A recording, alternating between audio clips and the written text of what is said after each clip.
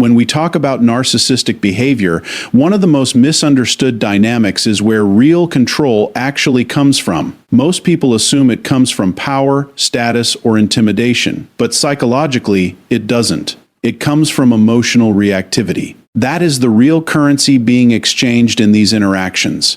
A narcissist is not simply looking for attention in a general sense. They are scanning for something much more specific, emotional output. Not just words, but emotional leakage.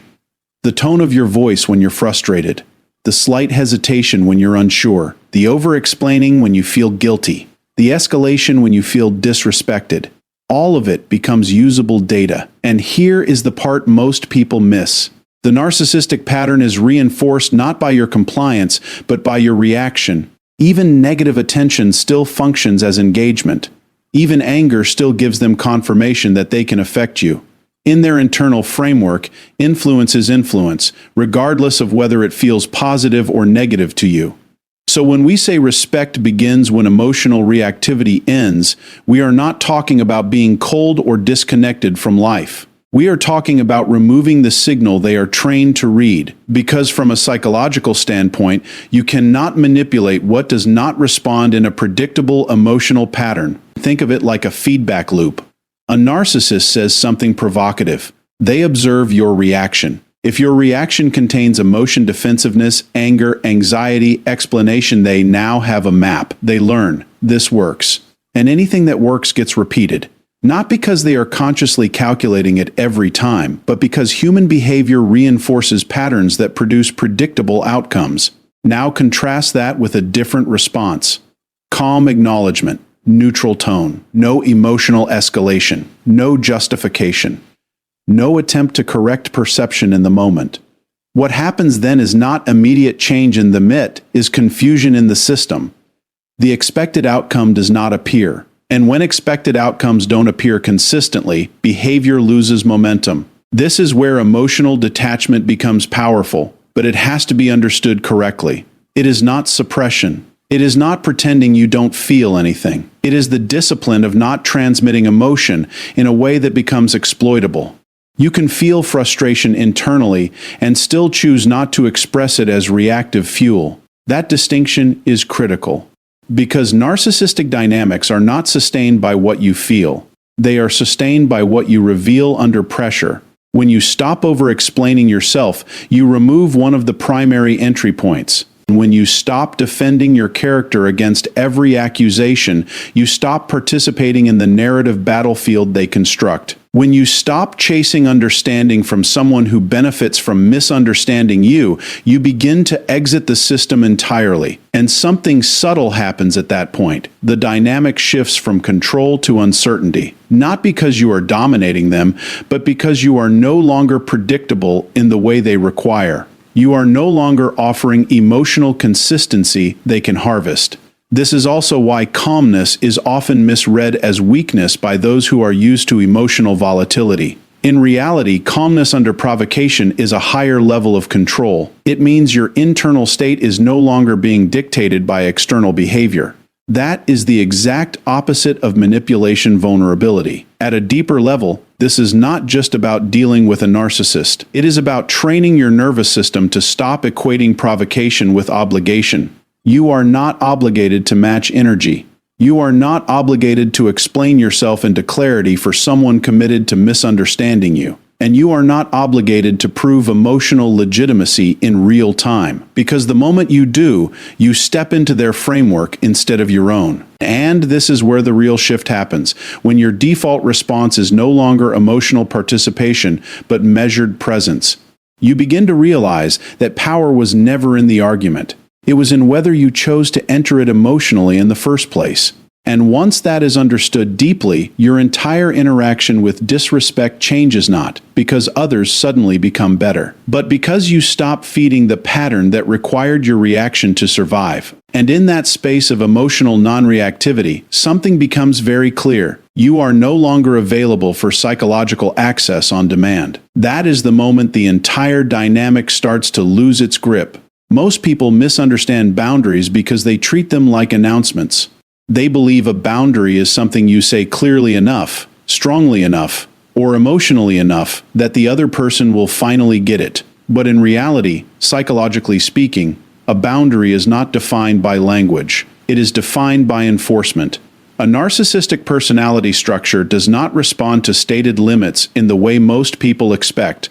In fact, verbal boundaries alone often become information for them. They reveal your discomfort, your threshold, your hesitation, and sometimes even your fear of loss. That information gets stored, tested, and retested. So when someone says, "Don't speak to me like that," but stays in the conversation, they're saying, "I'm not going to let you get away with that." Stays in the relationship, or continues to engage afterward, the nervous system of the other person learns something very specific. The boundary is flexible, and once flexibility is established, disrespect becomes experimental. It gets pushed incrementally, not always aggressively, but strategically. A slight comment here, a dismissive tone there, a delayed apology, a subtle shift in attention. Each moment is a test, not necessarily of morality, but of consequence. This is why enforcement matters more than articulation. When we say boundaries only work when they are enforced, what we are really describing is the relationship between behavior and consequence. A boundary is not a sentence. It is a pattern of action that reliably follows a specific line being crossed. If there is no consequence, there is no boundary in the psychological sense-only preference. And preference is negotiable. Enforcement does not have to be dramatic. In fact, the most effective enforcement is often quiet, immediate, and emotionally neutral. You end the conversation. You leave the room. You stop responding. You reduce access. You disengage without explanation loops, not as punishment, but as structure. Because here is the key psychological shift. You are not trying to teach them respect through words. You are allowing reality to teach it through consistency. A narcissistic dynamic often thrives in environments where consequences are delayed, softened, or emotionally negotiated away. Someone crosses a line, and instead of an immediate shift in access or engagement, what follows is explanation, debate, emotional processing, or reassurance seeking. That gap between behavior and consequence is where the system stabilizes itself again. It resets without accountability. But when enforcement is immediate and predictable, the equation changes. Not because the person suddenly develops empathy, but because the cost of the behavior becomes visible in real time. And behavior, regardless of personality structure, adapts to cost. There is also a deeper layer here that most people overlook. Enforced boundaries are not just about influencing the other person. They are about stabilizing your own internal system. Every time you say no and mean it, every time you disengage without over-explaining, you reduce internal conflict. You stop negotiating against yourself. And that is where psychological strength begins to consolidate. Because inconsistent boundaries do not just confuse others, they fragment you. You start to question your own standards. You start to rationalize what you already felt was unacceptable. You begin to trade clarity for temporary peace. And over time, that creates an internal environment where disrespect is not only tolerated externally, but rehearsed internally. Enforcement breaks that cycle. It reestablishes alignment between what you know and what you do. And when that alignment becomes consistent, something interesting happens in the external dynamic. You are no longer requesting respect. You are structuring access around it. People who rely on testing limits begin to disengage naturally because the environment no longer offers the inconsistency they depend on. This is why real boundaries often feel uncomfortable at first, not because they are harsh, but because they remove ambiguity. And ambiguity is where dysfunctional dynamics thrive. So the real transformation is not in how forcefully you speak, but in how consistently you act. Because in the end, boundaries are not about controlling others. They are about making your participation conditional on respect, without apology and without debate. And when that becomes your operating standard, disrespect doesn't need to be fought, it simply loses its place in your life. When people find themselves in conflict with narcissistic behavior patterns, one of the most common mistakes is believing that clarity comes from explanation. That if you just say it better, longer, or more emotionally precise, the other person will finally understand your position and adjust accordingly. But psychologically, that assumption creates a trap. Because in these dynamics, explanation is not neutral. It is participation. It opens a channel. It invites response. And more importantly, it gives the other person material to work with, points to argue against, distort, or redirect. The more you explain, the more surface area you create for manipulation to attach itself to. This is why short, neutral, final statements carry disproportionate power. A phrase like "that doesn't work for me," or "I'm not available for that," or I'm not continuing this conversation," does something structurally different in communication. It does not ask for agreement. It does not invite debate. It does not justify its own existence. It simply marks a boundary and closes the loop. And psychologically, closing the loop is what disrupts escalation. Because escalation requires engagement. It requires continuation. It requires emotional material to push against. When you over-explain, you are effectively extending the conversation beyond its necessary endpoint. You are signaling that the topic is still negotiable, even if your words say otherwise. But when your statement is final, the interaction loses its internal fuel. Now, it is important to understand what makes these short statements so effective. It is not their simplicity alone. It is the absence of emotional hooks. No anger to trigger counteranger. No guilt to trigger justification. No fear to trigger reassurance seeking. Just a clear boundary delivered without emotional leakage. This is where many people struggle because silence or brevity can feel uncomfortable at first. There is a natural urge to fill space, to soften the edge, to make sure the other person understands your intention. But that urge is often not communication, is anxiety disguised as clarity. And in high conflict or manipulative dynamics, anxiety-driven communication becomes predictable. It becomes something that can be pulled apart, reinterpreted, and redirected. Every extra sentence becomes another handle for the other person to grab. Short statements remove those handles. They force the interaction into a simple structure: action and consequence, statement and endpoint, nothing more.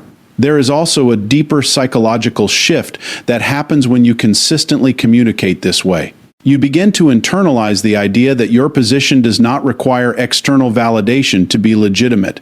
You are no longer building your boundary in real time through dialogue. You are revealing a boundary that already exists internally. That distinction matters more than most people realize. Because when boundaries are still being constructed through explanation, they are fragile. They depend on agreement. They depend on acceptance. But when boundaries are stated as complete, they become self-contained. They do not require the other person's participation to remain valid. And that is where authority begins to emerge, not through dominance, but through finality. In many cases, the real shift is not even in how the other person responds, but in how you stop engaging with the illusion that more explanation will produce respect. You begin to recognize that respect is not something you negotiate into existence. It is something your communication either assumes or it doesn't. And when it is assumed through calm, minimal, final language, something subtle changes in the dynamic. The interaction stops expanding. The emotional leverage stops multiplying. The conversation stops becoming a space where control can be extracted. Instead, it becomes finite. And finiteness is what removes ambiguity. It removes openings. It removes the ongoing negotiation that manipulative patterns depend on. So the real strength of short, neutral, final statements is not that they win arguments. It is that they prevent unnecessary ones from forming in the first place. Because at a certain point, clarity is not about being understood. It is about refusing to overextend yourself for the sake of being processed by someone committed to distortion. And once you reach that level of communication, you stop trying to convince people to respect your boundaries and you start communicating in a way that assumes respect is already required. That is the shift where everything becomes simpler, quieter, and far more controlled. One of the deepest traps people fall into in narcissistic dynamics is the belief that validation is something they can eventually earn if they just present themselves correctly enough. If they explain better, prove more, stay calmer, give more context, or behave more patiently, eventually the other person will acknowledge their reality. But psychologically, that assumption misunderstands how validation is being used in these systems. In healthy communication, validation is a form of mutual recognition. It is the simple acknowledgement that another person's experience has legitimacy. But in manipulative or narcissistic patterns, validation often becomes a form of currency control. It is not shared freely, it is withheld strategically. Not because it is unavailable, but because withholding it creates leverage. And this is where the shift becomes critical. When validation is used as leverage, it stops being a reflection of truth and becomes a tool of regulation. So when someone is constantly trying to get validation from a person who uses it this way, they are not just seeking understanding. They are entering a system where approval is intentionally inconsistent. One moment there is acknowledgement, the next there is dismissal. One moment there is warmth, the next there is indifference. This inconsistency is not accidental. It keeps the other person emotionally engaged and psychologically invested. Because the moment you start chasing validation, your focus shifts away from your own internal clarity and toward external approval. And that shift is where control begins to form. The real turning point happens when you stop participating in that chase altogether. When you stop trying to correct every misinterpretation. When you stop defending your intentions against every distortion. When you stop trying to be understood by someone who benefits from misunderstanding you. At first, this feels counterintuitive, because the instinct is to restore fairness, to restore balance, to restore emotional accuracy. But in practice, that effort often deepens the imbalance. Every attempt to secure validation becomes another opportunity for it to be delayed, withheld, or reframed. And over time, that creates a psychological loop. The more you seek it, the more valuable it appears. And the more valuable it appears, the more control it holds over your emotional state. Breaking that loop requires a different orientation entirely. Not withdrawal and bitterness, but withdrawal and clarity. A recognition that your sense of worth cannot be outsourced to someone who regulates it inconsistently. When that realization lands, something important happens internally. You begin to separate your self-perception from external confirmation. You stop using other people as emotional referees for your reality. And instead, you start operating from an internal standard that does not fluctuate based on approval or denial. This is where emotional independence actually begins, not when you stop caring, but when you stop negotiating your worth through other people's responses. And ironically, this is often the point where the external dynamic shifts as well. Because when you are no longer seeking validation, you are no longer easily influenced through its absence. The lever stops working. The push and pull loses its effect. The emotional dependency that sustained the interaction begins to dissolve.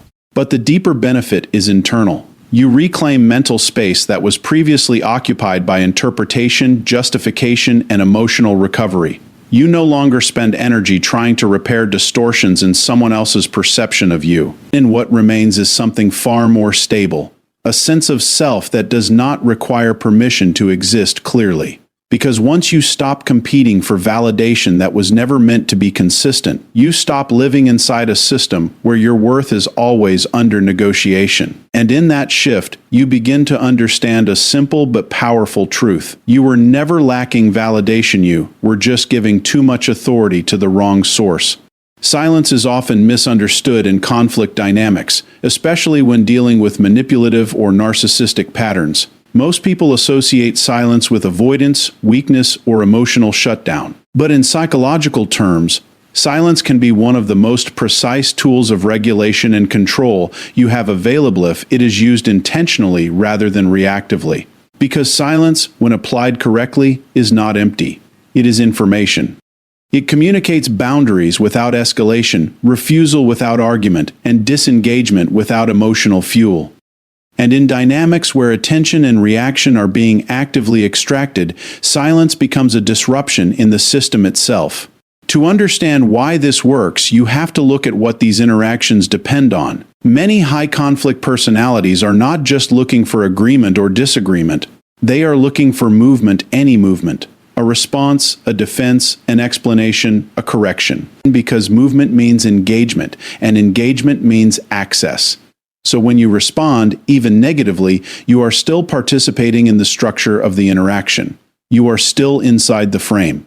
Silence removes that frame. It creates a gap where expected input does not arrive. And that gap is psychologically uncomfortable for anyone who relies on predictable emotional exchange. Not because silence is aggressive, but because it is unresponsive. It does not validate. It does not escalate. It does not repair. It simply does not participate. And that lack of participation forces recalibration. Now, this is where many people make a mistake. They confuse silence with withdrawal from self-respect or emotional clarity. But effective silence is not passive. It is structured disengagement. It is choosing not to feed an interaction that is designed to extract emotional output from you. There is also an important internal shift that happens when silence is used deliberately. You stop equating responsiveness with responsibility. You stop believing that every provocation requires a reply. You stop feeling obligated to close every emotional loop that someone else opens. And that change is significant because it interrupts one of the core patterns in manipulative dynamics. The expectation that your emotional presence is always available on demand. When that expectation is no longer met consistently, the dynamic begins to destabilize. Not through confrontation, but through absence of reinforcement. The system no longer receives what it was trained to rely on your reaction. And over time, that lack of reinforcement changes behavior more effectively than any argument ever could. But perhaps the most powerful aspect of silence is what it does to your internal state. When you are no longer reacting impulsively, you begin to observe instead of absorb. You create space between stimulus and response, and in that space, clarity emerges. You start to notice patterns instead of being pulled into them. You start to recognize emotional bait instead of automatically engaging with it. You start to see that not every statement deserves entry into your nervous system. That is where real control develops, not in what you say, but in what you refuse to feed. Silence in this sense is not absence of voice. It is discipline over voice. It is the decision to stop treating every moment of provocation as a moment that requires your energy. And once that discipline becomes consistent, something shifts fundamentally. You are no longer participating in emotional cycles that drain you and distort your clarity. You are no longer available for automatic engagement, because at that point, silence is no longer what you do in response to others. It becomes the standard by which you decide whether something deserves your voice at all. And that is where emotional control stops being theoretical and becomes lived reality. At the deepest level of all these dynamics, beyond tactics, phrases, boundaries, or silence, there is something far more fundamental that determines whether you are respected or repeatedly crossed. The degree to which your self-respect is embedded into your behavior, not just your intentions. Most people think self-respect is something they feel internally. And while that is partly true, psychologically it only becomes real when it is observable in action. Because in interpersonal systems, people do not respond to what you believe about yourself. They respond to what you consistently allow, tolerate, and reinforce. This is where the concept of self-respect as a language becomes important. Every interaction you have communicates a standard. Not through what you say, but through what you accept. If disrespect is tolerated once, it becomes information. If it is tolerated repeatedly, it becomes expectation. And once expectation is established, it becomes the baseline from which all future behavior is measured. So when we say self-respect becomes your final language, what we are really describing is the point at which your behavior no longer requires verbal reinforcement.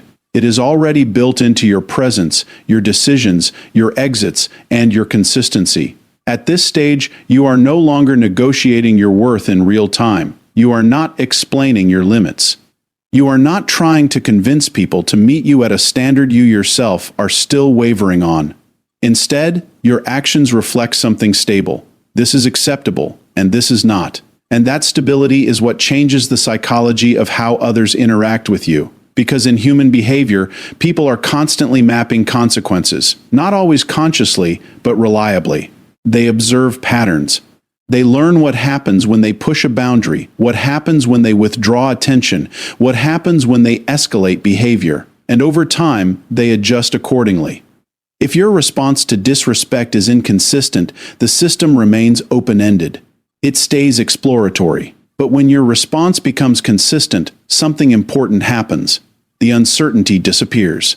And when uncertainty disappears, testing behavior decreases. But this is not about controlling others.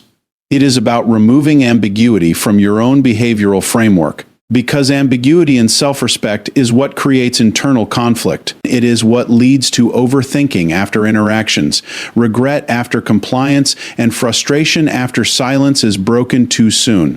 When your standards are not embodied consistently, you are forced to renegotiate them repeatedly, often under pressure, emotion, or fatigue. And that is where most people lose alignment with themselves. Not in dramatic moments, but in small compromises that accumulate over time. Self-respect, when fully integrated, removes that negotiation. It becomes pre-decided, not rigid in a reactive sense, but clear in a grounded sense. You are no longer deciding in the moment whether something is acceptable. You already know. The decision has been made in advance. And this pre-clarity is what gives your behavior its quiet authority. There is also a psychological paradox here that is worth understanding. The less you verbally assert your self-respect, the more it is perceived through your consistency. People begin to recognize patterns faster than explanations. They learn what your presence means without needing extended justification. This is why individuals with strong behavioral boundaries often speak less in moments of tension, not because they lack expression, but because their standard does not require reinforcement through repetition. It is already embedded in how they act. And internally, this alignment creates something equally important: reduced emotional friction. You are no longer carrying the weight of decisions you are unsure about. You are not revisiting conversations mentally to see where you should have been firmer. You are not trying to retroactively repair moments where your standard slipped.